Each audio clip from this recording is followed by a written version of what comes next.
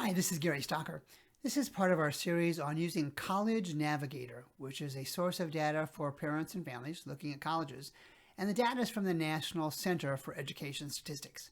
In this episode, I'm going to show you how to search for a single school. And I'm going to type in Maryville, which is a college here in the St. Louis area, and hit enter. And it's going to bring up all the Maryvilles that are out there. And I would simply select on Maryville University in St. Louis. I'll get to that detail in just a second. Let's go back and do this again. And this time I'm going to look at all of the colleges in Indiana. So I'm going to select Indiana.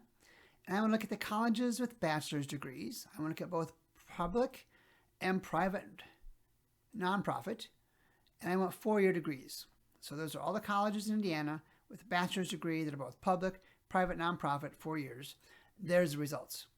And so I can bring up an example, and I'll grab DePaul University and all sorts of data that we'll talk about in a future episode. Let's go back one screen, and I'm going to pick a couple favorites. I'm just going to grab these first 4, because when you grab favorites, you can now compare them. So in a future lesson, we're going to actually compare all 4 of these colleges on how to use the data to be able to see if one is better for you than for others.